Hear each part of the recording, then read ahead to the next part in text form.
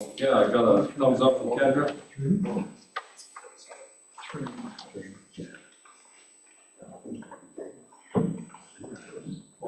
Yeah, I see it. The clerk has indicated that we're live on air, council, so we'll call the meeting to order.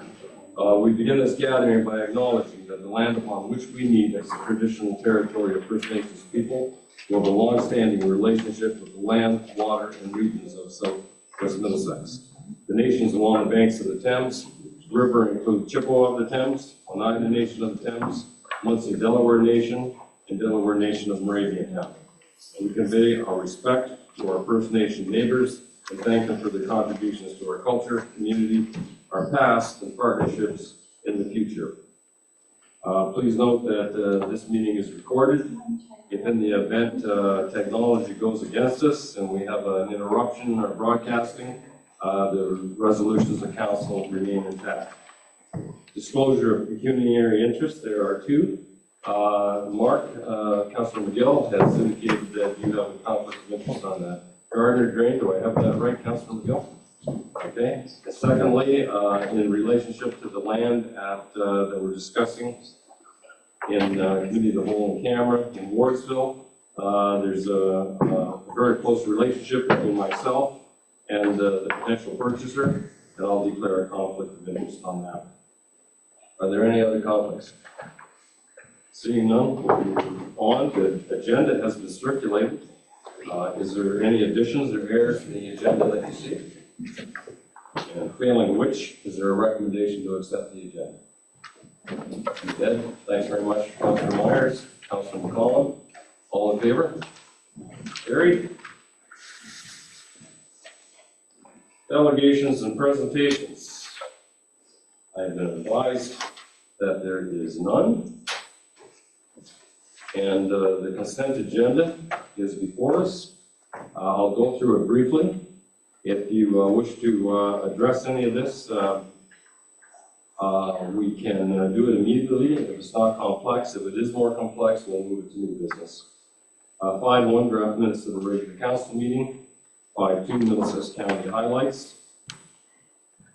5.3, Township of Mulmar resolution in support regarding procurement and advocacy for trade agreement. Exemptions.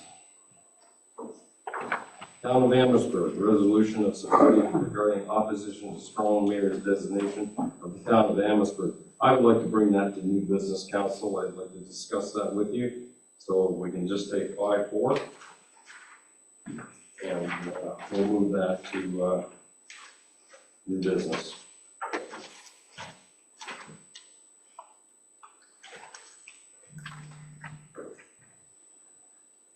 Unfinished business, 5.4. Okay, and we'll continue on. Honorable Raymond Choi, Minister of Seniors and Accessibilities, accepted nominations for the 2025 Ontario Seniors Award here. Council, I would like to speak to that. I was hoping that if we awarded recognition to someone, they could be kept in confidence and be somewhat of a surprise to the recipient, and that I'm unable to do that, so I have to speak publicly about it. And we have to start somewhere. And there's many seniors that volunteer in this community from all wards, and we have to start somewhere. And I would like to start with Dunk Hodgins in Appin. Dunk is a real advocate for Southwest Middlesex. He's involved in the theatrical backgrounds. He builds them all. He maintains much of the property around that Eckford Community Center. He's big in the Horticultural Society. He organizes all the car shows in the area, both Appin and Glencoe. So I would like to ask staff that they be directed to submit Dunk Hodgins' name. And I urge councilors that if you know of someone who deserves recognition to that effect, please put his name forth. Is there any objection if I ask the direction of the staff to nominate Dunk Hodgins? Give me a second. Yeah, I'll make a motion, yeah. Okay. Any discussion? We'll open up this discussion. Yeah, Martin, you're sitting on the edge of your chair. What's going on? not too much. Okay. I'm all in favor of it. Okay, that's good. All right, and again, I've chatted with Amanda on that. She's been extremely, Kendrick, both have been extremely helpful to me in that regard. So we'll just put Doug's name in and cross our fingers, okay? I'll call the vote. All in favor? Carried. Okay, thanks very much. Amanda, you got that correction? And okay. I think we got, where are we here? 5-6. Okay, Honorable Rob Black, Minister of Municipal Affairs, expansion of strong mayor's powers. Council, that involves me, and I want council to be assured that I believe in democracy. If in the event I thought our citizenry was threatened by the actions of the council, I might look at enacting something like that. But in my 16 years of municipal governance, I have never seen that in my involvement with that. I believe in democracy.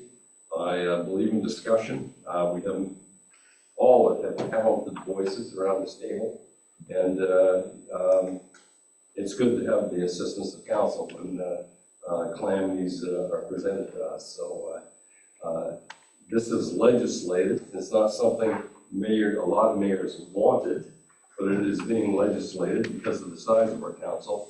But I assure you I would not abuse it. And what I'll do, I'll bring a report back to council on May 7th, articulating my viewpoints on that, so you have it in writing, and it'll be part of the record, and we'll do it. Is there any discussion on that? Because we'll certainly, we accept the bills passed out from the provincial government. We have no other choice, but that's something that is not going to be abused, and I'm not the only mayor that shares that. Yes, Councilor King. Thank you, Mayor Allen. Well, we'll be discussing that when we talk about the composition of council. Yeah. So I think that's a good time to discuss that. Yeah, it is, okay. And like I said, that's a good point, and that is on the agenda. Amanda is working on that. And again, I like to see things in writing, then you can fall back on them, and I'll present my view on strong mayor policy again. Another example would be if we had a very competitive budget laid down, and the tax rate was very acceptable, and for some reason it could not be passed by council, that would have to be examined too, but it would only be in extremely dire circumstances. Okay. 5-7, Town of Kingsville resolution regarding opposition to strong mayor's policy. That's an example of many mayors throughout Ontario. Okay, number 6, committee of adjustment. I have been advised. Oh, we need a motion to accept that, don't we? Yeah, consent agenda. Move to accept it. Councilor Vink, Councilor McGill, all in favor? Consent agenda is accepted. Committee of adjustment, non-public meetings to consider the Gardner drain. And Councilor McGill, thank you for declaring a conflict of interest. George, can you walk us through this? We will look forward to your overview of the work that's required. Perfect. There we go. Thank you, Your Worship and Council. We are pleased to present a report on the Gardner Drain 2025. This was an appointment under Section 78. There was a couple of requests submitted. Initially, this started with a request to reconstruct the lower portion, which hadn't had any maintenance activities in a very long time. And then there was another request on the upper portion to try to improve things there. The GSC Real Estate Corp, which was the former railroad, had removed the culvert there, and the area was in a state of not the greatest flow potential there for the channel. So there was this request up there. We had preliminary meetings. We took those two requests, come up with design for each of those, and had a preliminary meeting. At that point, there was some feedback that we're doing the upper portion, we're doing the lower portion. Why don't we just complete the whole project and get that done? So It kind of expanded to be the whole project there through some discussion with the owners. As we kind of went along that process too, there's some plans to reconstruct Park House Drive, the culvert there, probably has about 4 or 5 years of good lifespan. It's starting to get some small holes in the bottom and rust through the bottom. So we're here doing some work, so let's get this replaced because we're planning to do some road work here in the near future. So, then there was a culvert implemented. So this project kind of changed over the appointment. It was appointed in 2023, so it's almost 2 years old now at this point. But that was because the scope continues to change. This is in the area of Park House and Tate's Road, just east of town here. The project's about 3 kilometers of ditching, includes a couple culvert replacements, some reconstruction of the channel, and then realigning the portion through the GSC property, rebuilding that into a proper channel to promote flow there. Total cost of this project is $321,000, and there's significant special assessment to the municipality there to both replace that culvert, but also there's what's called the Gardner bespoke drain there.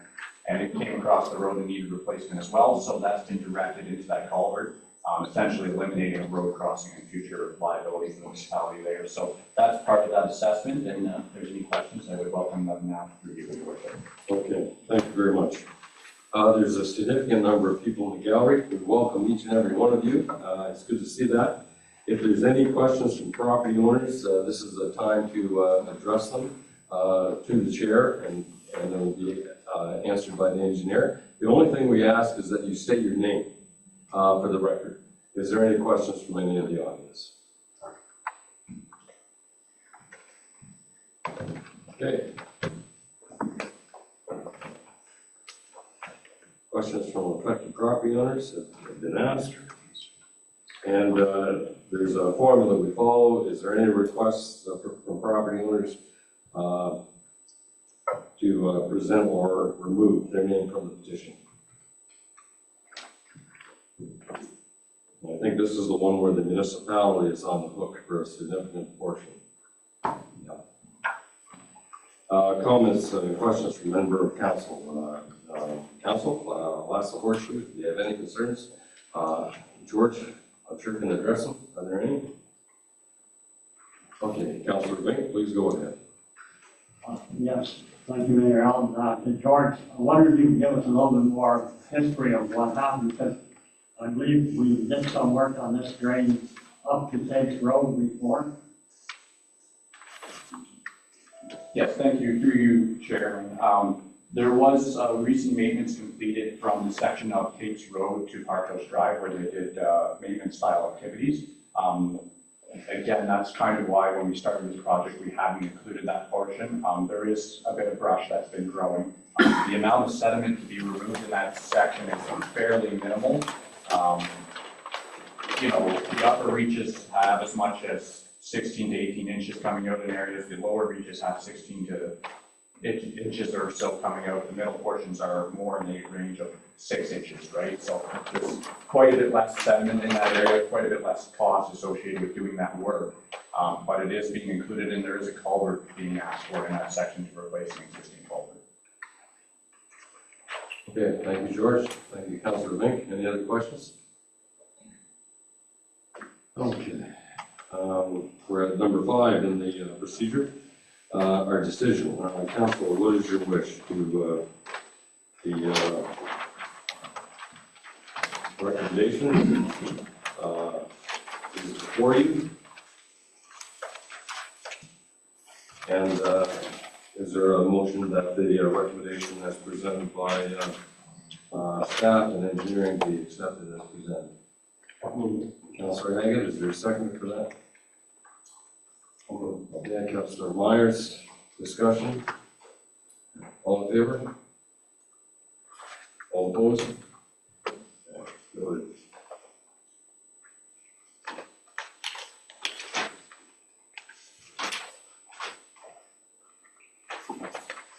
Okay, Gardner drain is done. Move on to the next. We have meeting to consider the Gould drain. Spring Associates are the engineers on this. George, can you paraphrase the project and the collector of the lands in addressing this. Thank you, Your Worship.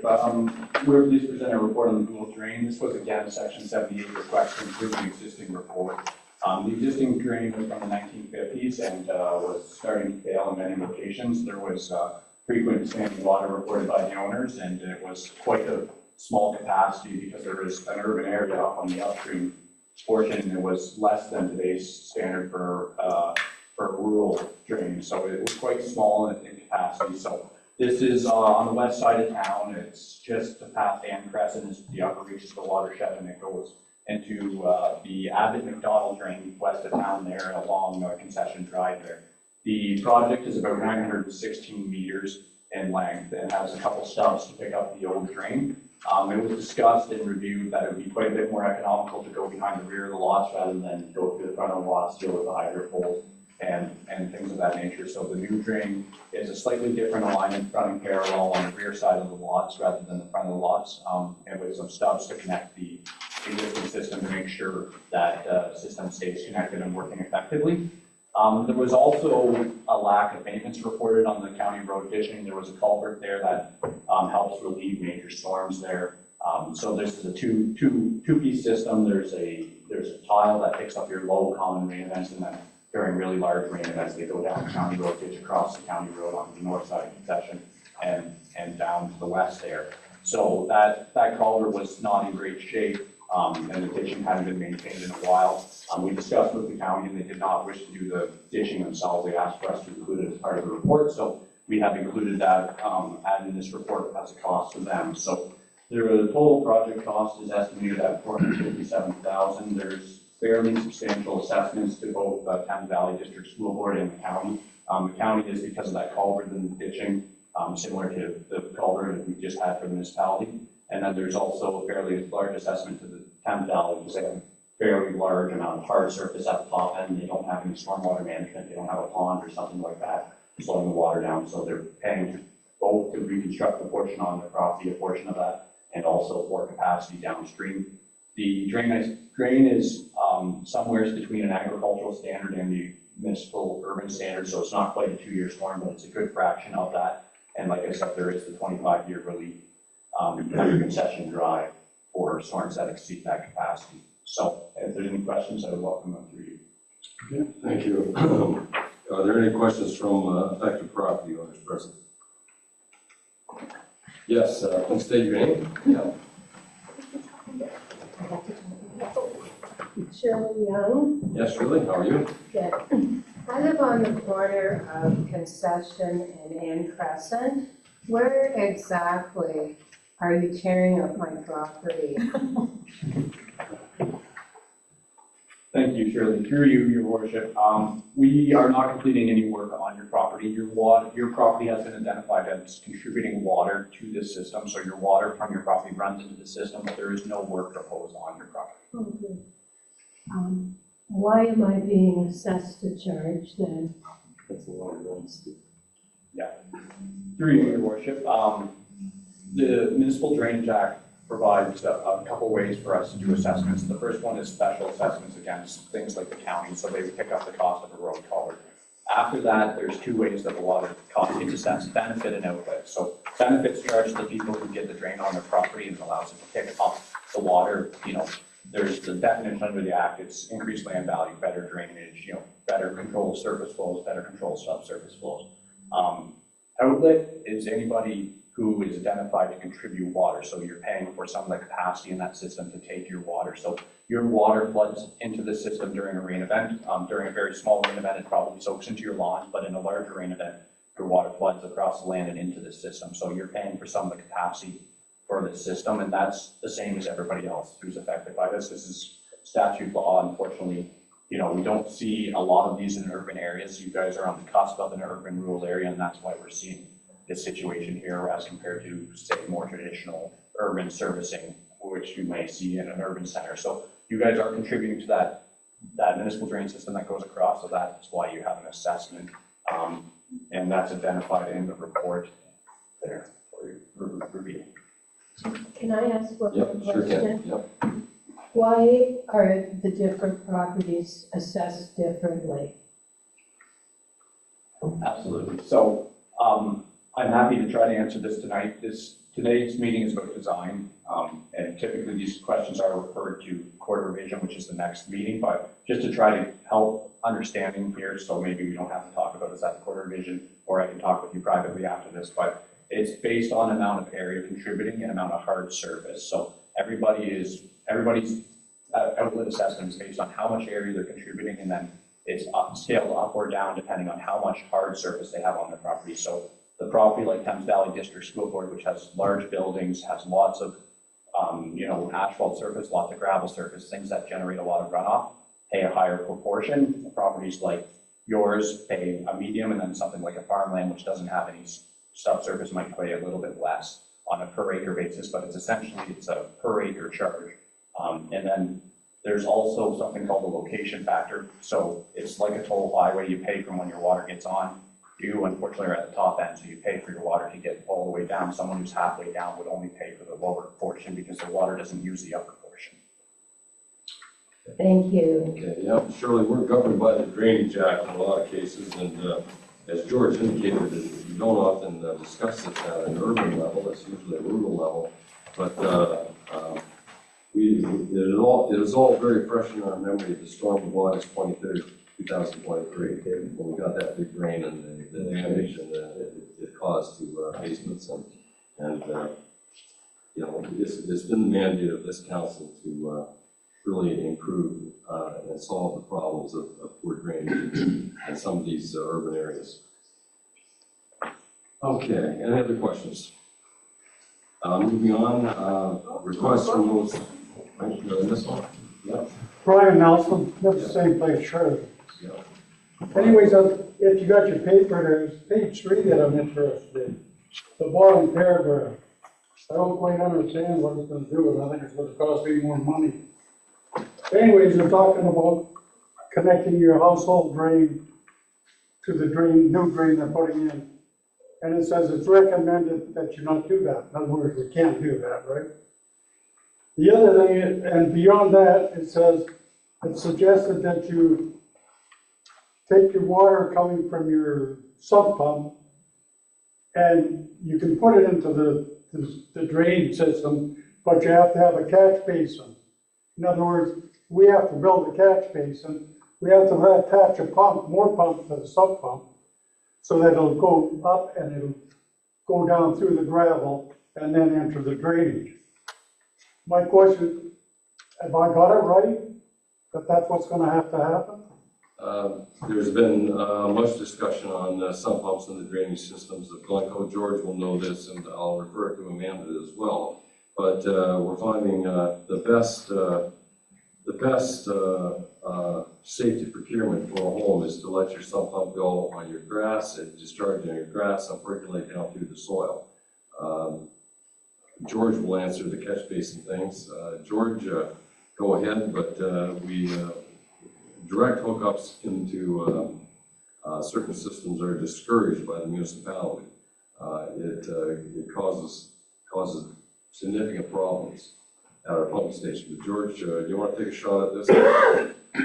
Yes, thank you, Your Worship. So absolutely, you're mostly understanding that correctly. We do recommend that you discharge above ground and then let it back in a catch basin or an inlet. There doesn't need to be gravel or anything like that, or it can just be a vertical standpipe, but having an open air connection means that if that system becomes pressurized, it's not going to pressurize backwards. If you ever get more pressure in that drain than your sump pump is pushing out, it can either burn your sump pump out if there's too much back pressure, or it can push water backwards, right?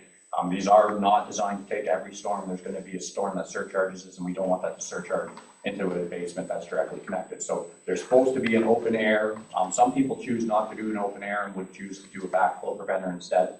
That's certainly an option, but our recommended solution is still to put a vertical inlet and discharge at that surface level, so that if you do have a backup, it has a way to relieve over the land and then get back into the system rather than relieving into your basement or something similar. So this is a stormwater sewer system we're talking about, with no sewage going into it. That is correct. So for my sump pump, what I gotta do is break up the concrete in my floor, run the pipe up separate, because it goes in the storm system now. And then it's gonna push the storm system up, it's defeating the purpose. So these could be a lot of costs associated with it, depending how you're gonna do it. So, yeah, am I okay to answer that? Yeah, go ahead. Thank you. You don't have to change anything today. If you're satisfied with the way your system is working now, you can continue to just use your system as it is. If you're having issues, experiencing issues, this would be an avenue, this is an outlet for you to discharge your water into. I'm not sure, which property are you again, sir? With property on, Yes. 3599 Concession Drive, Yeah, right on the corner. right on the corner. Right on the corner, so, I don't think you have, the drain isn't directly on your property, so to get it directly to your property, you would have to petition to get it extended. You could talk to your neighbors and try to do that privately, but if you have a sump pump system that's going to the road, you can continue to feed that in place. This is just another avenue for you to take that water if you need to. You would certainly have the right to bring it into the system in the future if you chose to do so. So I won't have to do anything with what I have now. Not if you're satisfied with how it's functioning currently. Satisfied as long as the drain works. Yeah, okay. Thank you. Amanda, would you like to speak? No? Amanda, would you like to speak? Okay, Amanda has the floor, please go ahead. Thank you for you, Mayor. Thank you, sir, for your comments. I just want to note that as the municipal bylaws, connections of storm water systems into sanitary systems are not permitted in our bylaw. So the connection you're speaking of at your property is something that is not permitted or encouraged in the municipality, and it does lead to that infiltration and that backup of sanitary materials into basins that we have seen in the past year. So I would encourage anyone who has a system like that to review their own personal system and to install a backwater valve, as it does not comply with municipal standards. Okay, these regulations are put for the property owner's protection. There has been, I think, significant stormwater getting into our sanitary system. You see the back trucks in there during heavy rain, substantial costs, and hopefully over a period of time, we'll certainly hope to address those one by one. Any other questions? Last call for questions. Seeing none. Request from those present to add or remove their names from the petition. We have not been notified of any. Comments from members of council? Are there any? Okay.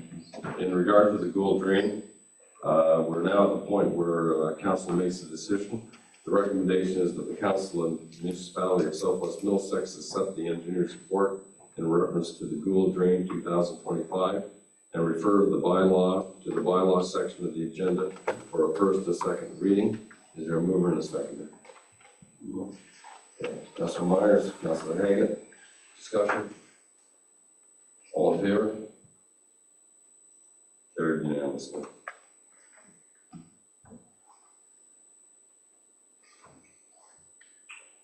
George, we're getting there, 7-4.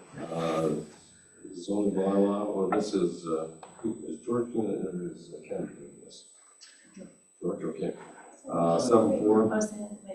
Oh, 7.3, yeah. Meeting to consider the Stinson-McCollum drain 2025. Go ahead, George. Walk us through the report. Thank you, Your Worship. So we're pleased to present a report on the Stinson-McCollum drain 2025. This was a much smaller project than the last two. This was an existing municipal drain constructed in 1908, so it was over 100 years old, and it was reported that it was beginning to fail. It was quite shallow and quite small in capacity. The existing drain and the new drain are approximately 640 meters in length. This drain is agricultural with the exception of a bore across the county road there. The total estimated cost of this project is 144,000, and if there's any questions for you, I would welcome them now. Okay, thank you, George. Questions from affected property owners? I don't see any. And please notify the chair if you have. Request from those present to add or remove their names from the petition. I have not been advised of any. Comments from members of council? I'll give you a minute to collect your thoughts, council. If you have any questions, you can ask George. Seeing none, on 7.3, the recommendation is that the municipality of Southwest Middlesex accept the engineer's report in reference to the Stinson McCollum Drain 2025 and refers the bylaw to the bylaw section of the agenda for a first and second reading. Is there a mover and a second for that, please? Councilor McCollum? Councilor Haggett? All in favor? Carried unanimously. And 7.4, a little different story. We have a zoning bylaw amendment, application P5 2025, submitted by Adam McCollum on behalf of McCollum Farms and Sales Limited. Kendra, are you taking this? Oh, there it is. Okay, Karen, how are you doing? Good. If you can gently walk council through this, we appreciate it. You're the first one. Thank you very much, Your Worship. So the first application before council this evening, again, is P6 2025. This is for 4587 Park House Drive. The purpose of the application is to implement a condition of consent B5 2024. It was a surplus farm dwelling severance, similar to those that we see many of.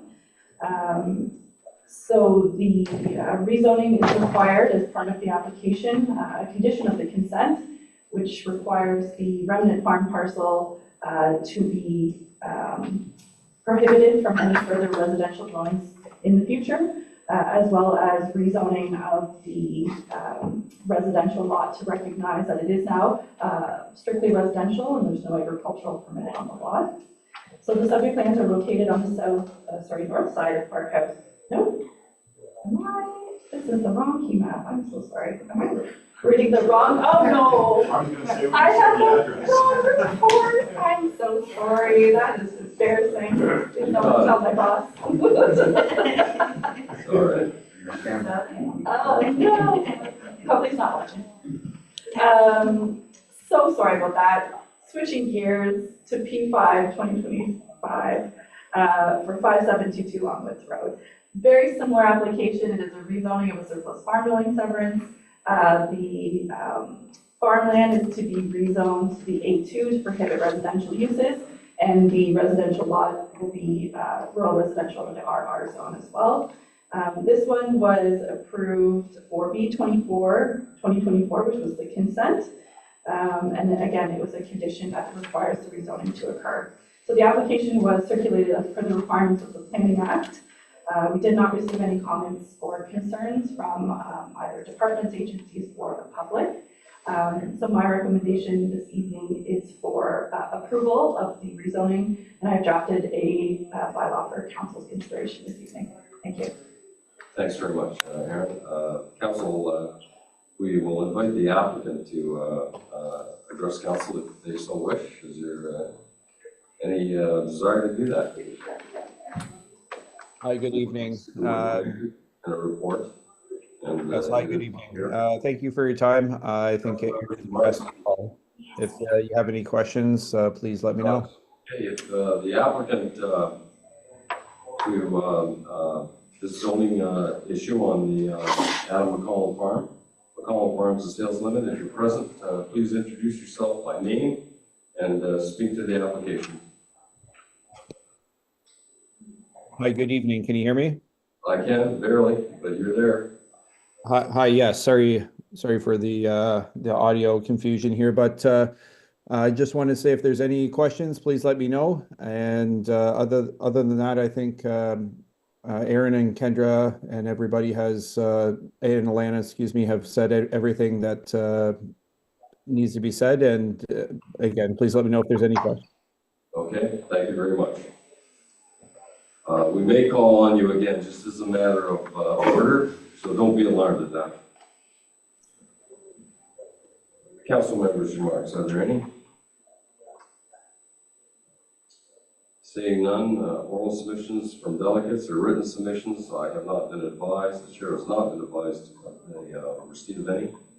Applicants' final remarks available to you, sir, if you wish to speak again on this subject. No, sir, thank you.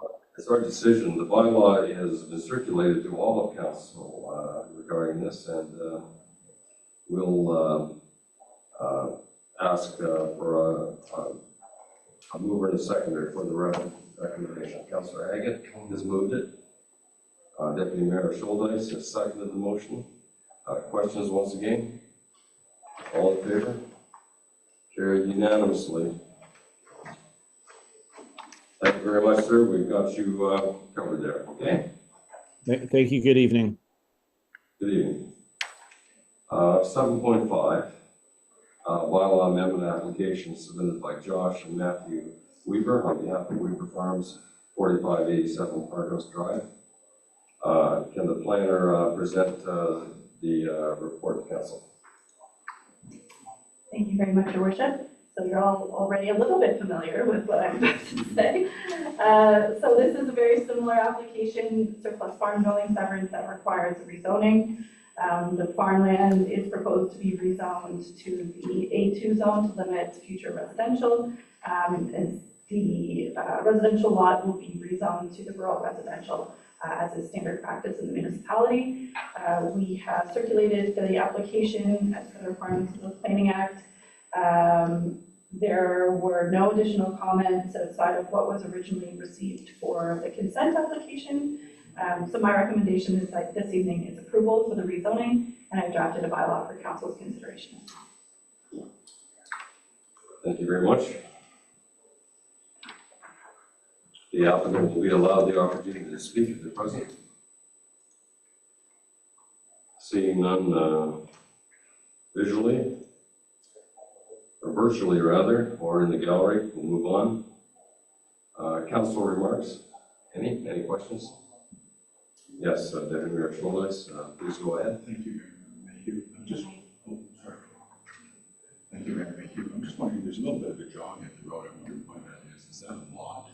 Is that a lot? Through the mayor. Yes, so there is another residential lot, 4585 is just to the, yes, it is a completely separate lot. Okay. Calling again for council's inquiries. Seeing none, we'll move on. I've been advised of no oral or written submissions. Applicants' final remarks, we must ask that. I don't believe they're present. And council's decision, the recommendation has been put in your agenda. There's no need for me to read that. What's council's wish on this? Moved by Deputy Mayor Schuldeis, seconded by Councillor McCollum. All in favor? Carried unanimously. Thank you very much for your hard work there. We appreciate it. Council, we're now on section 8 of the agenda, staff reports. Chief Administrator Officer talking to us on 811, updated funding strategy and implementation of the plan for the Industrial Park Servicing Project. Yeah, please go ahead, Amanda, when you're ready. Thank you, through the Mayor. The report before you provides an update on the funding and implementation plan for the Industrial Park Servicing Project. The key recommendations are to endorse a revised funding model, approving a 25% municipal contribution and authorize for the 2026 budget, and authorizing Spring Associates through a sole source process for detailed design. At the time of the application to the Southwestern Ontario Development Fund, the 25 municipal share requirement was not clear. It wasn't clear in the application, nor was it clear in a 3-step review process with the grant authority, where we had a site visit and 2 online consultations. And then only more recently, when our application was elevated through the process, we heard that the stacking that we had planned with 50% covering by the county loan program and 50% covering by the SODIP grant was not permitted. And that the municipality was required to contribute 25%. So that is different than the funding model that was initially shared with council, and that is why it is being presented back today. So the revised funding structure would see 50% provided through a grant application, 25% through a county loan program with a 25% municipal contribution. The resolution before you is only recommended should we be successful in both the grant application and the county loan application. So it would be committing to 1/4 of the funding in the 2026 budget if we get the county loan and the grant as well. The total project value is just over $2.4 million, and the municipal contribution being sought is about $780,000. The other recommendation in the report is also to appoint Spree Associates as a sole source design engineer for the project. The rationale behind this is that one, Spree Associates was involved in revising the concept plan for industrial park servicing that council approved, so changing from that crescent to the straight line and communal stormwater management. And they've assisted with the grant application as well. If we are successful with the grant application, the timelines to meet the design details are quite tight. So also sole sourcing would assist with expediting the process to make sure we meet the grant timelines. So I'm absolutely here to answer any questions of council, but that's my presentation. Council, just remind you again that this action would be conditional upon that funding we received from the province of Ontario. Any questions? Yes, go ahead, Councilor Vink. Yeah, 25%, Mayor Allen, amendment that we loan. So in essence, at the end of the day, we're paying 50% of the program. Is that correct? The question's been directed to Amanda. You're right. I do remind the councillor that money from the county of Middlesex is interest-free. Through you, Mayor, you are correct, and Councillor Vink, you're correct as well. So the county loan would be, yes, an interest-free loan, as the Mayor saw, so provided to us at interest-free rates. I will remind council that the funding strategy is intended to recoup the costs associated with servicing the land through the sale of the lots. And at this time, we do have some lands committed to, and if those lands were sold following the servicing of the park, we would estimate to receive approximately $250,000 immediately. And I also have a list of potential buyers for lots as well once the land is serviced. So, but you are correct, yes. Okay, follow-up, Martin, go ahead, please. Yeah, I'm wondering if we can put in the motion that any land that's sold is immediately taken off from either the loan or the 25% that we have to put up front on the cost. Yeah, I'm not sure if council want to be tied down on that, but is staff, do they have any opinion on that? So certainly, council could choose. So one, the county loan program has a set payment schedule over the course of 10 years. So I would have to, if we are approved to that program, I would have to double check with the county on whether advanced large sum payments can be made. I don't expect that to be a problem given the nature of the loan, but it would be a detail I'd have to confirm. In terms of our own funding strategy, absolutely council can direct that any monies received for sale of parcels in the industrial park could be used to pay back the municipal 25%. Absolutely, council will direct that now or in the future at the 2026 budget, or when I'm able to report back to council at the time on the results of both the grant application and the county loan application. So council will always have the option of entering the discussion when those lands are sold and where the money can go. Rather than the bylaw, we have that opportunity to speak with the staff. And it's a good point and worth considering. But I don't want to cut you off, Councilor Link.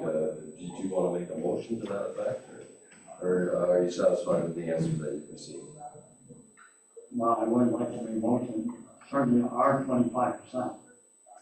Of the money should go in the director, because that's a large amount for the budget for next year.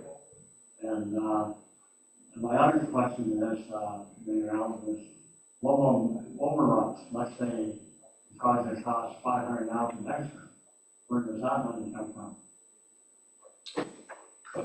That is always a risk in any development, but I think staff have done a reasonably good job of crunching the numbers on this. In fact, we thought that 787,000 may be behind, but I'll let Amanda answer that with more efficiency than I do. Thank you, Councillor. Thank you, Chair, and through you to Councillor Mink. The project budget was created in partnership with Free Associates, factoring in all of the requirements for the project, and there was a contingency added as well. So I hope, of course, we all hope, the project will come in on budget within the allocations that we have set. Because we did include contingency items. I also do know there are steps we budgeted for that will no longer be required. Things like some archaeological assessments on the land. So there are some study savings based on the work that council previously has done on that property. But to answer your question directly, we would have the option to go back to the county for additional funds should that happen, up to their 25% portion. But the county, the sorted loan program would be based on a set amount, so I don't think there would be an opportunity to ask them for any additional funding. So our funding mechanisms for any overages would be through, I think, the county loan program and then through our own finances. Councilor McGill, go ahead, please. Yeah, through the mayor, I'd like to ask our CAO, is this plan going to service that entire industrial site out there by the fire hall, or just part of it? Great question. Through you, Chair, it will service the entire site. I just remind council as well that we boast of being a community where you can live, work, and play. And the focus here is that we have this industrial land service that will promote employment in our community, and that's not taken lightly by the electorate. That if we can assist in formulating a strategy that increases potential of local jobs, I think from the chair's point of view, it is money wisely spent. Any further questions, Councilor Scholness? Thank you, Mayor Mayhew. Can you make Well, again, that's, I don't see the our 25% covering with land sales immediately. Okay. Oh, sorry. Okay, there's no further. Someone else wants to make a motion. Yeah. Okay. I'll ask the horseshoe for questions in regard to this. The motion is that any property sales from the industrial development be directed immediately to the county local. Yes. Sorry, to our 25%. Okay, our 25%. Okay. All right. Yep. Go ahead, Councilman Gill. Yeah, through the mayor, isn't it possible that what will happen is we could get the 50% grant, we could get a 25% interest-free loan from the county, and then the other 25% would maybe going to be borrowing it. Because I don't think we're going to add $787,500 onto people's taxes and pay that immediately when the job is done. We're probably going to be borrowing our 25%. And so if we had land sales, we would use the money from the land sales to pay back that loan. That is the way I see it as well, Councilor McGill. Amanda, you would like to speak to that? That's the way the motion is set up. Yeah, that's what we got. So through you, yes, Councilor McGill is correct. But I would say, well, we would lean that way, as that might be a potential option to fund the 25% in the 2026 budget. Ultimately, that decision will be up to council during the 2026 budget deliberations about how they wish to finance that, whether it be through a loan or through our general taxation or through reserves or a debenture or a combination. And again, if we did have an external loan, there would be terms associated, and those don't always necessarily allow for lump sum payments, especially if you're through Infrastructure Ontario. But we could discuss all of that through our budget deliberations as well. Okay. Any further questions? Last call. Seeing none, the recommendation is before you. Kendra, go ahead. Through you, that is a separate motion from the one that's in the report, Okay. correct? Yeah. Or are we adding that to the resolution within the report? We can do it in separate motions. Item the chair. Yeah, it's up to considering. Is it? Separate motion, or do you want to blend it into the recommendation of staff? Well, if someone else wants to make this initial motion, I think we already. Yeah. That was my understanding, that it was a separate motion. The people that made it and seconded, is that your opinion as well? Well, it's going to say anything about 25% in here, Yeah. about land sales. Yeah. Okay, then we'll vote on this motion. This is a separate motion than the recommendation. We can do that now, and then we'll have to come back to the recommendation, okay? Yeah, well, I'm not making this motion, you understand?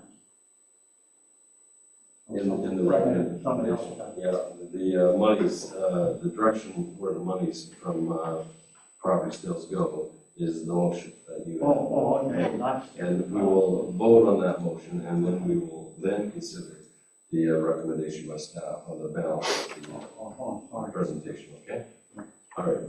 All in favor that any future sales of land be directed to the indebtedness cost from the municipality in this 25%? I'll call the vote. All in favor? All opposed? Carried. Now, the recommendation is before staff. We have Amanda has taken the opportunity to advise council on this. She has sole sourced the engineering to Street and Associates, and the funding along has been considered, and most importantly, that if the grant application doesn't come in, that council will not proceed. Okay. All right. All in favor of the resolution? All mover and second. Sorry, yeah. Councilor Hagan, second. Councilor Myers. Motion's been made. Hagan, Myers. Questions? All in favor? All opposed? Noted. Motion is carried. Okay. 812. Strong mayor's powers in Southwest Middlesex. I've spoken privately to a few councillors on this. This mayor believes in democracy, believes in teamwork, and this is legislated before us. The only reason I can see messing with the powers that the province has given the mayors across Ontario is if there was something life-threatening to our citizenry, and I was not getting council's cooperation on it, I may consider enacting it at that time. But we have an emergency committee, and the discussion will certainly be formulated through their opinions on it as well. So I'll make a statement for the record, and I'll put it in with correspondence at the May 7th meeting. in regard to that. But I value democracy. Many have fought and died for that. And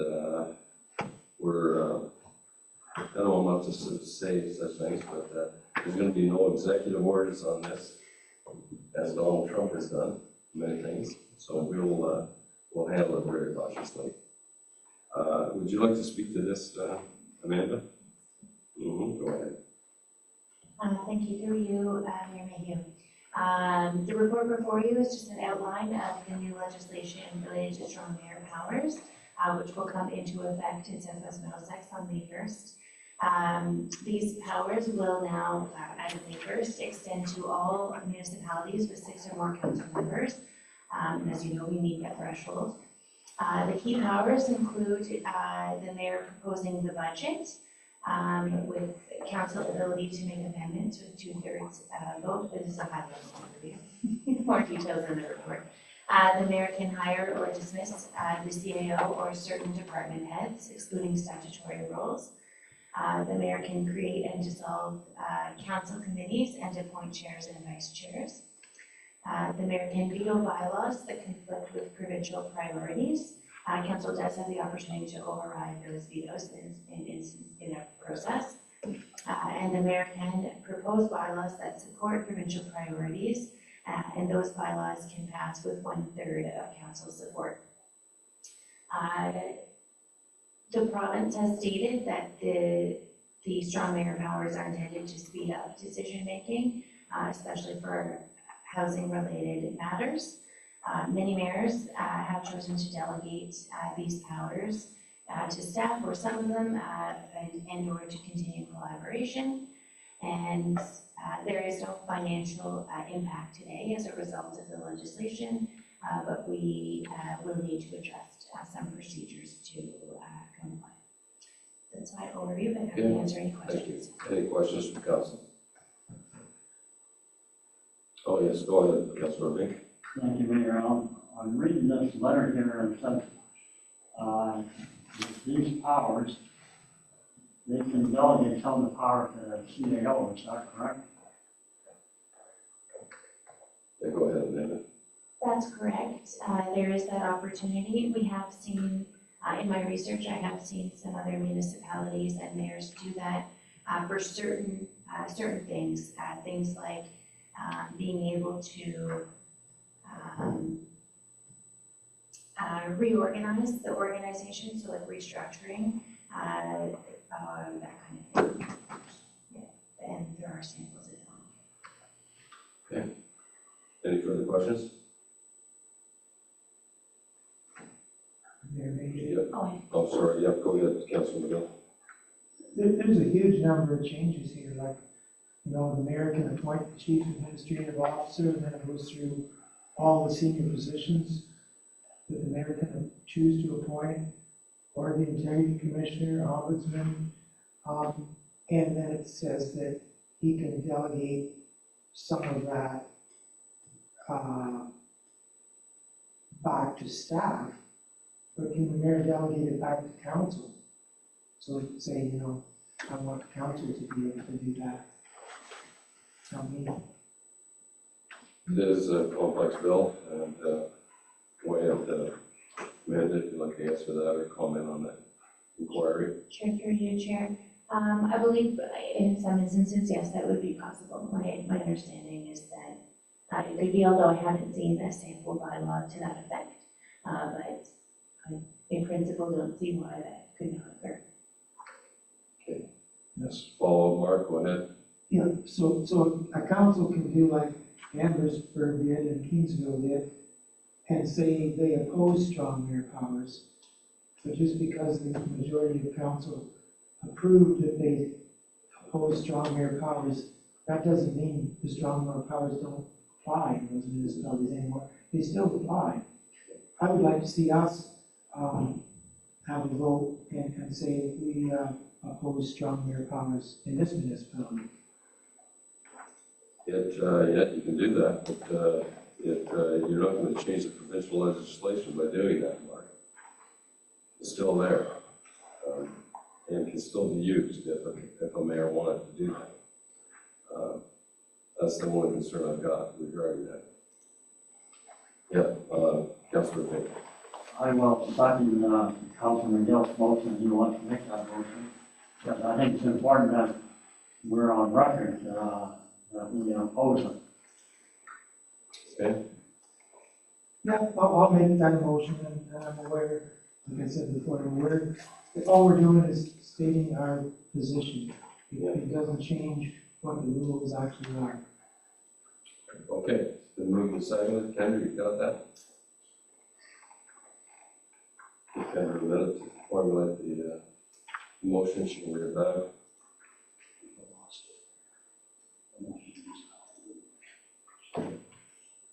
It does, like, we're not gonna change provincial legislation, but the mayor has the benefit of knowing how council feels about it. And, is that future actions may take that consideration in mind? I'll just clarify that we're also directing staff to forward a copy of this to Doug Ford, the minister, right? Sure. I'll just add that in the end of it. So essentially, the council says that Middlesex opposes the expansion of strong mayor powers as announced on April 9th. And council requests the proposed amendments to the OREG to expand the strong mayor powers not include the municipality of Southwest Middlesex. And that council directs the clerk to forward a copy of the resolution to Doug Ford, and our local MP. It's all, Yeah, and local MPs. As long as that's all right with the second. Yes. Okay, that clarifies it. We'll call the question. All in favor? Carried unanimously. Okay, thank you. Amanda, you've got a great report here on council composition. We'll let you get into that, okay? We just need a motion to receive the strong mayor. Okay. Okay, then I'll move her to accept the report, strong mayor for information. Moved by Councilor Haggett, second for that, please. McCollum, Councilor McCollum, all in favor? Carried. And Amanda, if you'd like to introduce this presentation that you developed, great. All Kendras, yeah, okay, Kendra, take it away. You got the stage.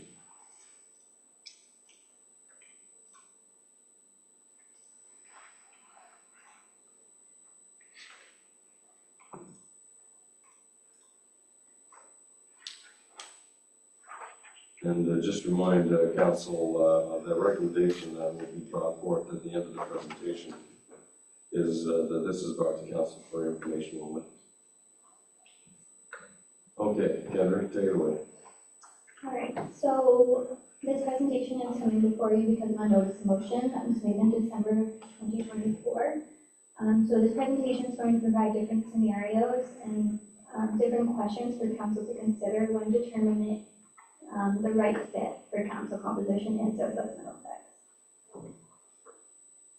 So this is kind of some of the things I'm going to touch on. So some different considerations of structure, financial implications, legislation. So as previously stated, this is from council due to the above notice of motion from Councilor Haggett.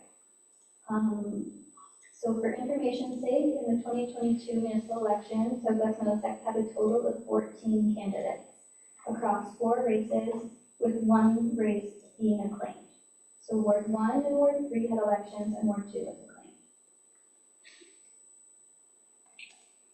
So the municipal act sets out requirements for council, and they're listed here. Essentially, it's up to council to determine their best composition, as long as it doesn't conflict with these requirements.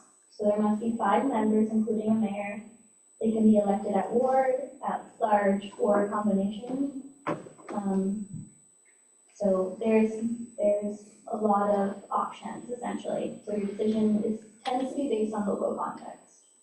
So at the bottom is just like the part from the municipal act, and then I summarized it above.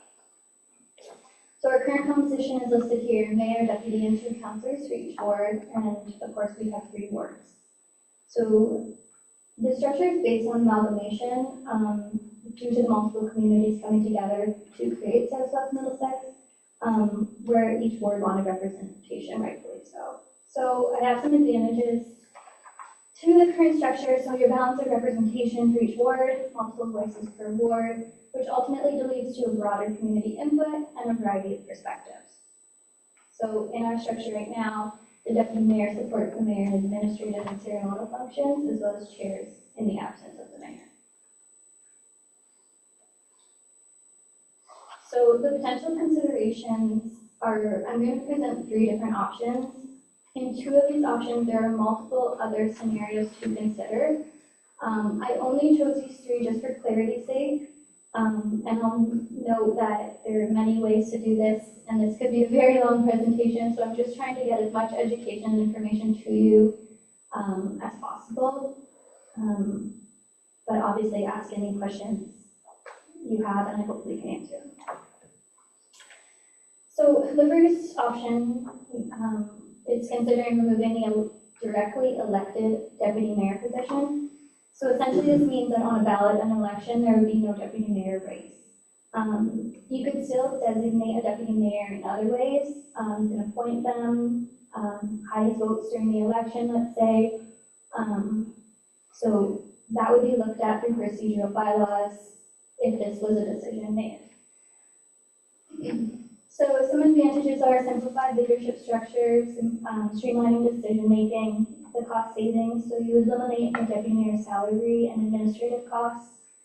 The streamlined decision-making, fewer leadership roles. Sometimes this matters, it might not with the strong mayor system. And then equality among council members. So rather than one councillor kind of being elevated, all councillors are on a more equal playing field, equal opportunity to step into the leadership roles and represent council at different events. Some disadvantages to removing a directly elected deputy mayor is vacancy coverage. The lack of a deputy mayor may create leadership gaps in the mayor's absence, an increased workload on the mayor, ceremonial governance and emergency situations would all fall on one person, which could just be inefficient. Loss of the leadership role, the deputy mayor role often serves as kind of leadership training, experience. It tends to be a position that future mayors want. Impact on municipal communication. The deputy mayor can sometimes act as liaison between the mayor and other councillors. Eliminating might impact communication efficiency, and then potential loss of representation. In county councils, the deputy mayor can help ensure broader representation across diverse boards and communities if they have that second seat. So depending on council composition policies within the county of Middlesex, there are some deputy mayors who also sit there. I get into this a little bit later, but there is a report from the county clerk from 2022, and it has already determined that the municipality of Southwest Middlesex has 1 seat on county council from 2026 to 2030.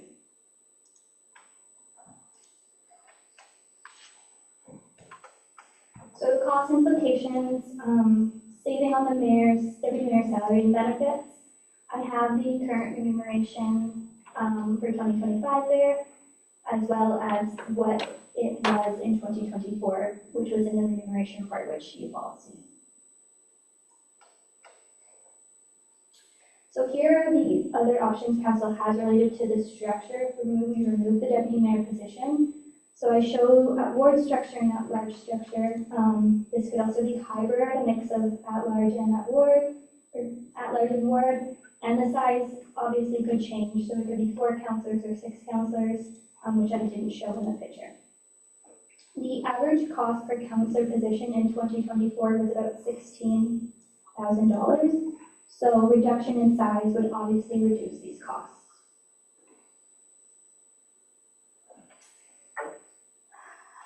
Option 2 would be 1 councillor per ward.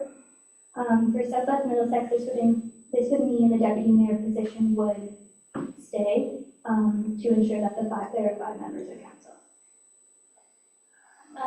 So the advantages are simplified representation, clear accountability with 1 councillor per ward, the cost savings, fewer elected officials, reduced remuneration, benefits, training, and administrative costs.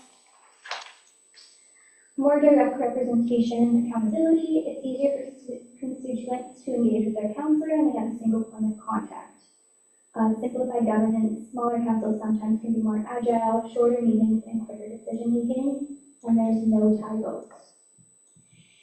Some disadvantages obviously are reduced representation. There's fewer voices, meaning fewer perspectives in decision-making, less diverse input, which may result in underrepresentation in certain communities' needs. A single councillor may not fully capture the diversity of opinions and needs of everybody in the ward. Increased workload, a single councillor in a ward may face a heavier burden. Vulnerability when absent, which just means if somebody is away, there's nobody else in the ward to represent them. And less collaboration at the ward level. So two councillors could work together, balance each other, give different perspectives, or sometimes the same. So this relationship would obviously be removed. Some other items are the potential for increased candidate competition, which vice versa could risk uncontested elections. So with only one representative, candidates might find more competitive races, but there are also in smaller communities like Southwest Middlesex, fewer available positions might reduce the competitiveness or actually the involvement at all in governance. So the cost for this one would obviously be reduction in salary with fewer councillors. There was a large range in 2024 with one councillor at about $13,000 and one at $20,000. So we did a simple average, and that is where we got the approximately $16,000 per councillor. So 3 councillors in 2024 was about $50,000. So if we remove 3 positions, we would save that much money, approximately. So some other items, obviously, are election transition costs, changes to structure election processes require resources for education and communication, and then the legislative policy implications, so ensuring that our structure, our bylaws and procedures might require amendments, which just take time and resources, and we have to make sure we align with both the Municipal Act and local government policies. And then workload, less councillors could be an increase in workload, more meetings could equal more money. What I mean by that is more committee and board representation of councillors. You might be on one now, but you might be required to be on more, and that does cost money. So here's what the structure with those options would look like. So obviously this doesn't include at large by definition, and as mentioned, the deputy mayor would ensure we meet the legislative requirements. Sorry, this is the third option would be at-large representation. So switching from 2 councillors per ward model to an at-large model, where councillors are elected by the whole municipality, not just the ward. It is a major structural shift, and it has wide-reaching implications for representation, governance, and community engagement. So some advantages would be the broader representation. So councillors would represent the entire municipality and may be more apt to consider the interests of everybody in the municipality as opposed to focusing on just their ward. It reduces maybe what we would call ward wars, which just means that you're more likely to collaborate as a whole municipality, and it would encourage decisions to be made for everybody. Increased voter choice. Every voter would vote for all councillors, not just the ones in their ward, which might be more democratic to some. They can select from a broader pool of candidates, which encourage more competitive elections. An example would be the people who live in the community of Glencoe can vote for a ward councillor in Wardsville if they like what they're doing, if they support that person. Which leads into flexibility. Councillors can advocate for municipal-wide issues as opposed to focusing on their ward. Benefits. This might benefit as populations change within wards. At-large reduces the issues of unequal representation, and it's easier to attract strong candidates. So what I mean by that is removal of the artificial boundary of a ward may encourage strong candidates for council positions to run based on merit rather than ward location. Some disadvantages are geographic imbalance, potential underrepresentation of specific areas. Central areas tend to dominate elections, leaving rural areas underrepresented. Reduce local focus, some areas may feel overshadowed by areas, meaning residents might feel more disconnected from council. Election logistics, the increased complexity and cost in conducting elections, which I don't think would be a big deal in Southwest Middlesex. I think the biggest thing about this one in elections is your education component and making people understand the changes that have been made, if there are any. And then the risk of no diversity. So again, more relevant in larger places. So the other items were the risk of imbalance and the greater focus on urban centers, which I already noted. I will note for Southwest Middlesex, our urban center of Glencoe was acclaimed in 2022. So some of these things might not be felt to the same extent here.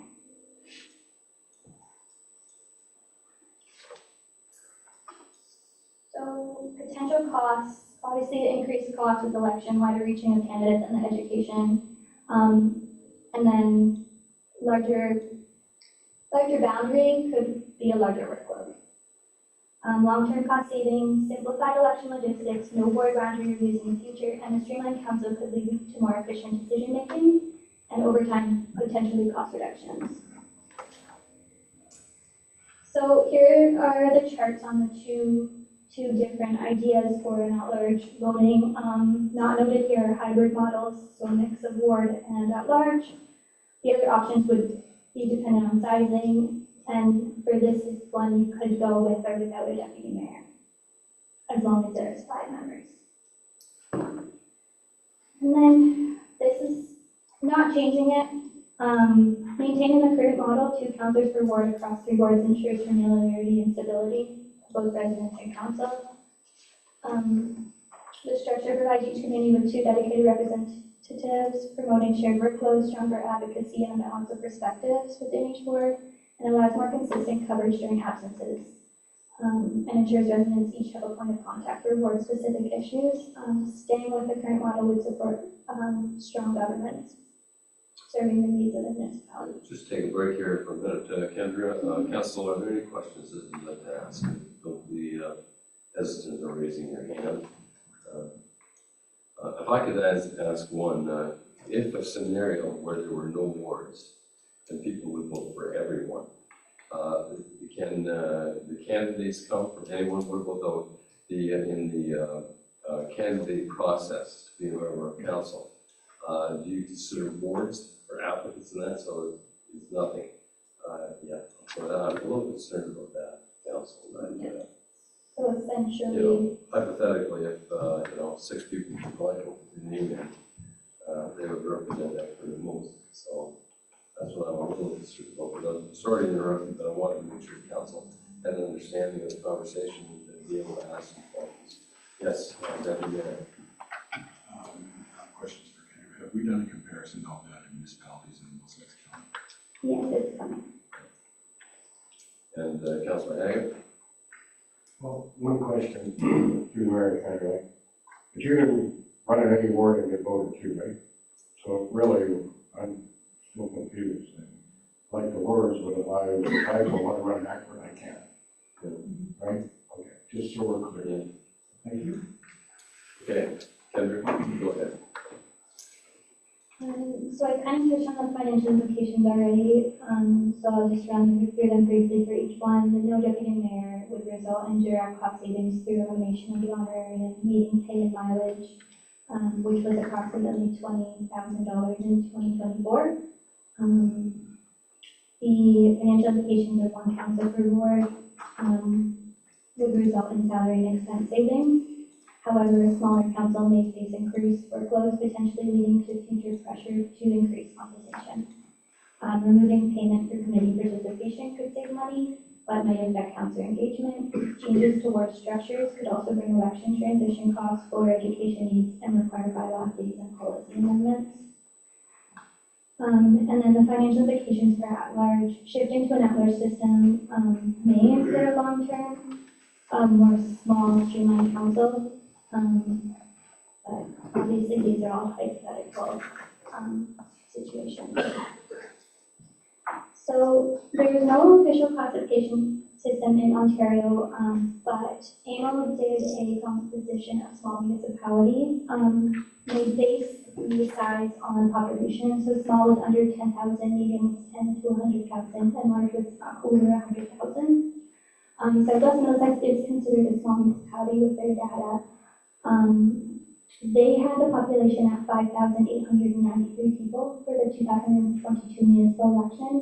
So on the chart, I just wanted to kind of highlight, it shows how many members were on council for small municipalities. So Southwest Middlesex sits at 8, there were 3 others, and most of the small municipalities fell at 5. Just note that on that chart, Southwest Middlesex is the median entity. It's in the middle, right? Exactly. Go ahead, Deputy Mayor. I'm just wondering the consensus from 2022, is that actually taken in 2022? Because I thought they skipped it because of the pandemic. This data is from AMO, so I don't know where they got that from. Go ahead, Amanda, if you'd like to address the question. If I may, sorry. Every municipality is required to file with the province of Ontario election results. And I believe AMO has a data sharing agreement with the province, so they would have got this directly from the province on municipal election results, not the census data. Yeah, from the municipal election results, and then how many positions were elected and their structure, you have to file in advance with the So how province. many electors do we have? Are you referring to this chart? Just if we got it from the last election. Also, Right, so Kendrick, Yeah, the PLE was under 5,000. Yep. I think we're just under there. Yeah. just under 5,000. For, yeah, the 2022 PLE from September 15th, 2022 was under 5,000, and I don't have the exact number, but I can get it for you.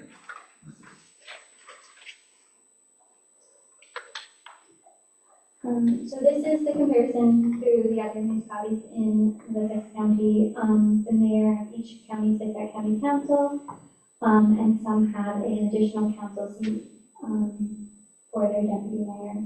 So this data and this alignment of county council came in a report from 2022 from the county clerk. So that's what this is. It's just kind of a summary of how many members of council they have and if they have a deputy mayor or not sitting on their council. I also want to note that the report done by the county clerk, as previously said that Southwest Middlesex will have 1 seat on county council in 2026-2030 term. So that is the latest information I have from the county. If Southwest Middlesex for some reason was granted another position on county council for 2026 to 2030, and we did not have a directly elected deputy mayor, council could appoint a councillor to sit on the county council through amendments to our procedural bylaw. But I think that's something we would look at that time.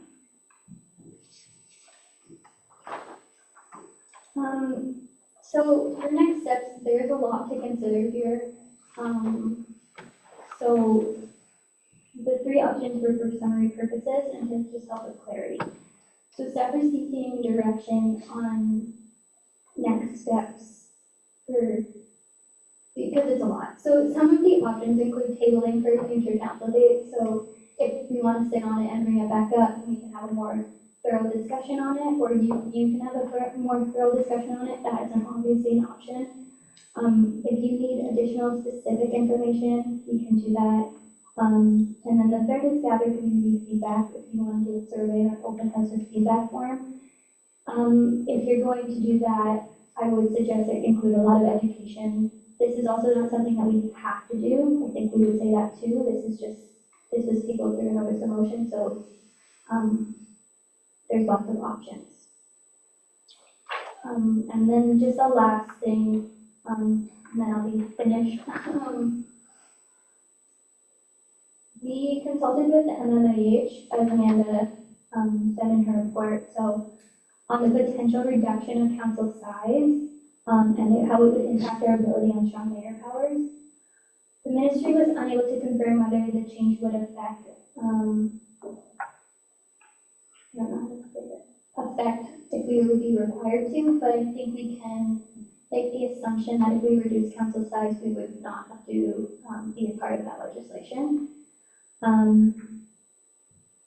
But again, if the legislation could change tomorrow, and we would have to do another report to advise of the changes. So I don't have a clear picture on that as of yet, unless Amanda has anything else to add on that one. Go ahead. Okay. Council, sometimes council addresses imaginary problems that are not real, but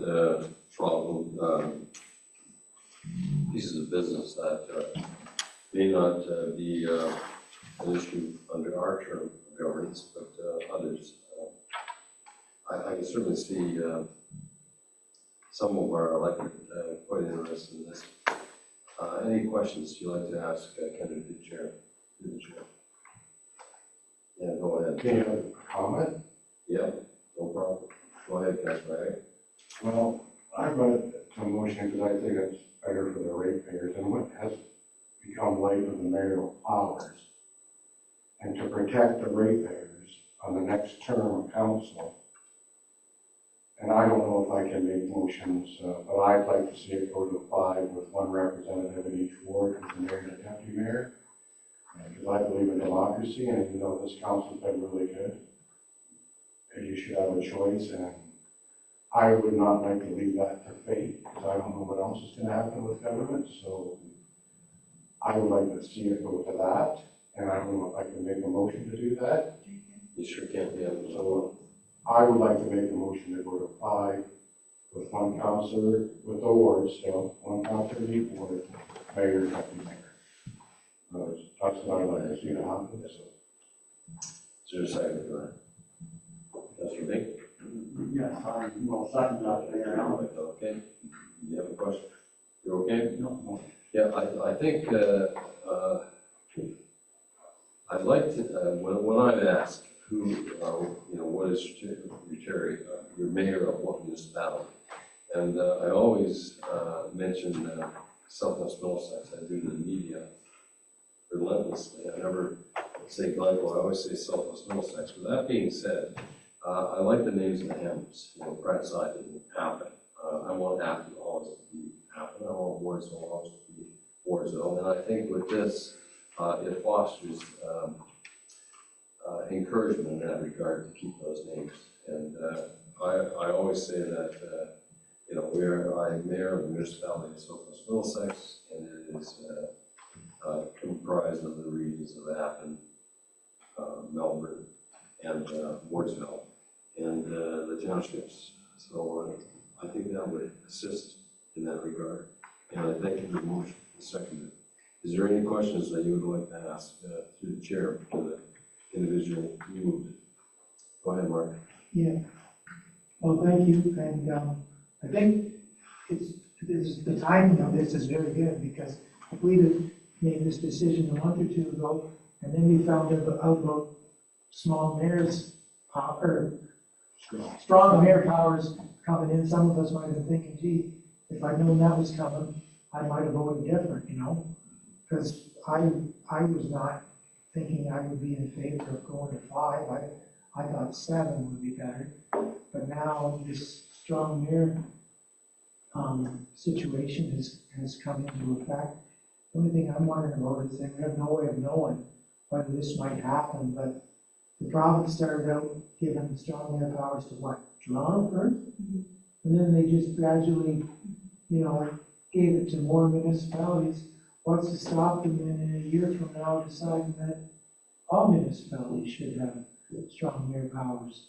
They could, and then be thinking, well, gosh, we went to 5 to avoid that, now we've got it anyway. But there's no way we can predict something like that. And I guess the only question I had, and it's a very good report, very long, I think the wards should all have the same number of people in them. I think right now we're at about 2,000 voters in Ward 1 and 2,000 voters in Ward 2 and only about 1,600 voters in Ward 3. Kendra? Yeah, through that chair to Councillor Miguel. I also did consider, the ward boundary review. It does cost a lot of money and it would be a benefit, but I think it might be a benefit once we see more growth within Southwest Middlesex. Because then you're right, the populations may change. That's one of my points in the presentation with the at-large, right? So that they weren't, some wards having more or less people, but a ward boundary review is a very extensive process. But I do think we would benefit from that maybe in 2030 when our population grows. And county council might be look different too. So, but yeah. Okay, thank you, Kevin. Okay, any questions? Councilman Myers, go ahead. Yeah, thank you, Mayor. I'm just looking at Kendra's chart here and looking at Temp Center. That really sticks out to me here. Look at 13,980 people. And they've got 3 wards, 1 in each ward, and a mayor and a deputy mayor. So, you know, and Lucan, basically the same thing. So, maybe you have too many. I don't know. I myself, I don't like ties. You know, Yeah, that can be a that's problem. good, bad, or indifferent. I'm, you know, I can take a loss as well as anybody, you know, over here. But you know, I think what Tony said, what Mark said, and what everybody's saying here is, I think we should really think about this and go for that. Yep, I think it is a good subject, and I'm glad it's on the table. I like the idea of keeping those wards because I think on the ballot, it shows up on the ballot very much. But if you're coming in, you want to see, you know, Mo's attention, Henry's attention, wards of that. No, we want to see those names on the ballot. And I think if we went just carte blanche, everyone that represents the whole community, I think there would be a lot of confusion at the ballot box in regard to that. But as Kendra stated, there would be significant education for something the council doesn't want. Okay, so any other comments on that? Yes, Councilor Bing. Yes, the district actually get rid of the water since I don't think people want to see 10 people at their door. And that's what you could have, and we have a large geographic area. Yep. And it's hard enough just covering one ward. Yep. And then also the other advantage of 5, even if you have strong mayor, the way it's written up, it's 1/3 of the vote. The mayor has to have 1/3. So you have 4 members besides the mayor. So in other words, you still have to have 2 members to agree with you. So that there's also a big advantage of going down to 5, because it would eliminate power of strong mayor. Councilor Miguel. Yeah, just to kind of add to what Ed said there, I can remember last term of council, we voted on this and it was a 4-4 tie. So 4-4 is a loss. I think the motion was to eliminate the deputy mayor's position. And it was a 4-4 tie, so tie vote was a lost vote. And also, if you look at this AMO data, looks like there's 3 small municipalities in Ontario that have 8 councillors, and we're one of the 3, 1.1%. And then the number with 5 members of council is 177 or 67.3%. So 5 members is the most common, and then 7 is the next most common. It's at 26.9%. And can I ask for a recorded vote, because it's kind of important, and then people just know where we stand, I guess. You can do that, Kendra. You got that instruction before the vote. Okay, any more questions? Get it on the table? Yes, Councilor Hagan. I was just saying, we're saving the ratepayers another 50,000, so we can go over to that conference, right? Yes. Okay, and, if we experience large, both, in Warsville, Glencoe, down the road, who knows, it could, change the situation, but, I think there is advantages. And not to mention this, I think less burdensome on staff, all of us, contact our staff every morning, instead of 8 people chasing them, we've got 5, so it's, easier to administrate. Okay, I'll call the question. All in favor of Just on there. Okay, the motion is that we accept the premise of council of 5 members. And Kendra will read it for the vote.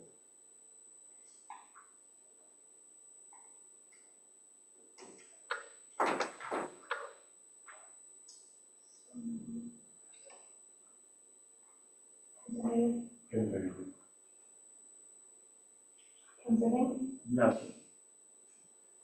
Counselor Emery, Yes. Counselor McGill, Yes. Counselor McCallum, No. Counselor Myers, Yes.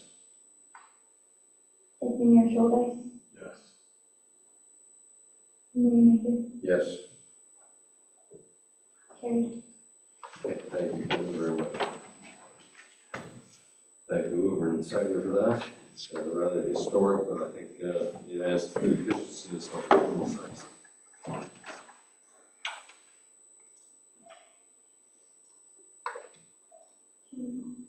I get a motion to do the presentation. Okay, Did you hear that? yes. Yes. Press take the motion in vote. Yes. To receive and file the candidate's presentation. Okay, yeah, and in addition to that, we can put the file, the report that she's doing. Deputy Mayor, you move it, and the Councilor Hagan. All in favor? Great, that's a lot of work, and thanks, Kendra, you did a great job on that. Okay, what's next on the agenda?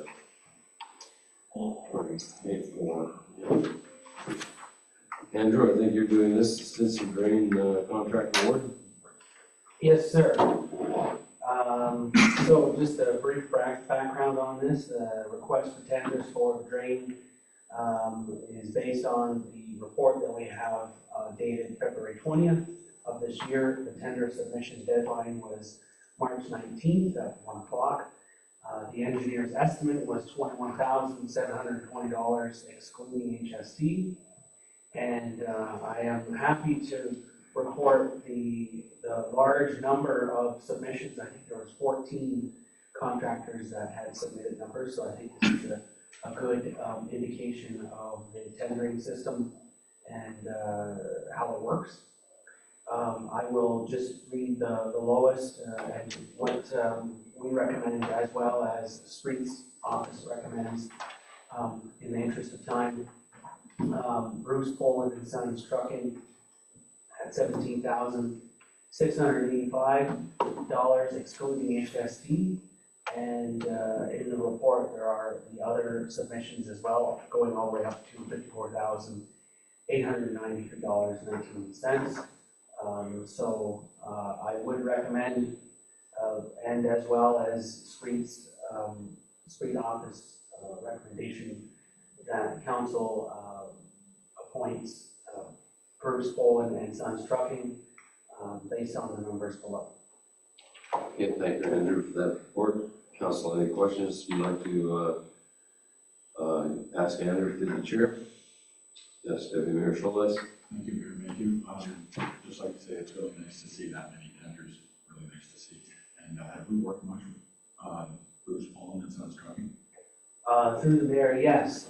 He has done drain clean out in southwest Middlesex, and he did a large drain reconstruction project in Natalie Metcalf that I've had some working with, and they're very good and easy to work with. Good to hear. Thank you. Okay. Any further comments or questions? The drainage superintendent has put the recommendation before you. The Council of the Municipality of Southwest Middlesex received the report dated April 23rd, prepared by the drainage superintendent titled Stinson Drain Contract Award. And that council accept the recommendation as provided by Spreets and Associates that the tender for the Stinson Drain be awarded to Bruce Poland and Sons Trucking. Is there a mover and a seconder for that? I'll move. Councilor Myers is moving the motion, seconder. Councilor McCollum. Last call for questions. All in favor? Carried. Andrew, thanks very much. Thank you. Community service and facilities, there's none. Fire, the chief is not with us this evening. Building inspector is not present. No building reports. Planning, we're okay there. A notice of motion. I have not been advised of any. And 10-1, Darling River, Community Facilitator, Quad County Support Services, correspondence regarding a request to light the fence at the train station for the month of May in support of Community Living Month. That has come before council. Amanda, would you like to speak to that? Sure, through you, Chair. So the details of the request are included in the letter from Darlene, and her specific request is that the train station fence be lit up with blue and green lights along that whole side fence, beginning May 1st at 8 p.m. In support of Community Living Month. And if this were, they're looking to have a light turn-on ceremony as well on that date with council present, if possible. And if this is approved, I can tell you our staff are able to make this happen by the timeline requested with council's consent. Okay. Thank you very much. Quad County is very important to us. This is an annual event we've done it many times. And certainly appreciate any councilors attending the function. Deputy Mayor, go ahead. Not just make the recommendations. Okay, that's good. We've done it previously. Yep. Second report, I'm looking for Councilor Myers. Discussion. All in favor? Carried unanimously.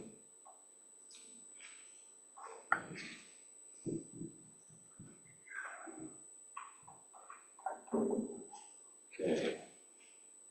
We are at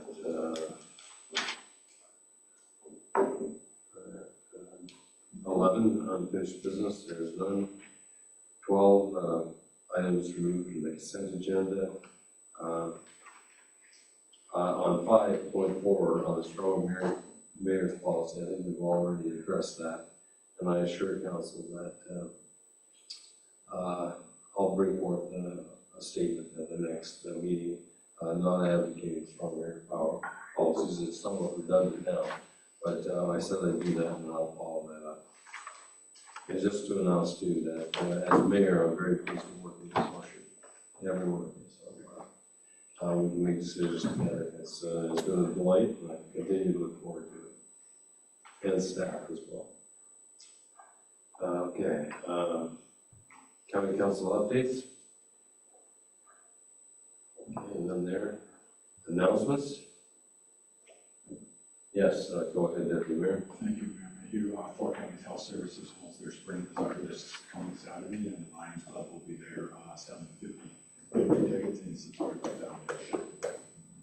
Okay, that's great. Any other questions or any announcements? Yes, go ahead. Yeah, our Michael Presbyterian Church pork barbecue is Saturday, May 31st. It's a drive-through, and it's from 5 till 6:30 p.m. Tickets are $25 each, and the meat is by Happen Barbecue. And I have tickets here tonight if anybody wants them. Okay, always a good barbecue, and always look forward to that. Just gonna put it in my calendar, mark right now, so I don't forget it. Okay, we got it.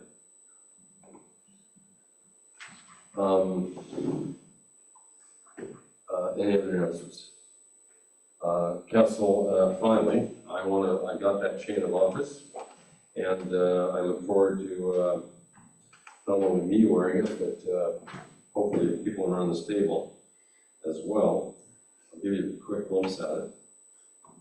It's got the Southwest Middlesex logo on it, and it's got shucks of wheat, representative of the agricultural sector of the county. It has the provincial logo there. It also has the maple leaf indicating the federal government we work for. And this is just part of identifying the head of council at formal functions. And if I'm asked, I know that the cadets have a function coming up in the fire hall. That would be a great opportunity to wear it. Lighting the lights of the train station on May 1st for having identifies the mayor as well if he makes any remarks at the microphone. I'm carrying around in a Mason's case right now, and we'll work something out. But we're trying to bargain for a display case for this amount on the wall, and I might be able to get one made up too. And I assured council that there'd be no cost to the municipality, and I assured the check to for $1,400 to pay the value. Okay. Thank you very much, council. I appreciate your support of that, and we will wear it with pride. Okay. And the next mayor, it'll be my privilege to hang it around the neck of our next mayor, so Middlesex, in 2026. Well, 593 days left. Still counting. You're still counting. Yeah. Okay, any further announcements? There's none. Okay, closed session. Council pursuant to section 239 of the Municipal Act. The Council of the Municipality of Southwest Middlesex be temporarily adjourned at 7:46 p.m. to permit the holding of a meeting in closed session. Is there a mover and second for that, please? Don McCollum, Councilor Bink, all in favor? Carried. Okay, we'll let Kendra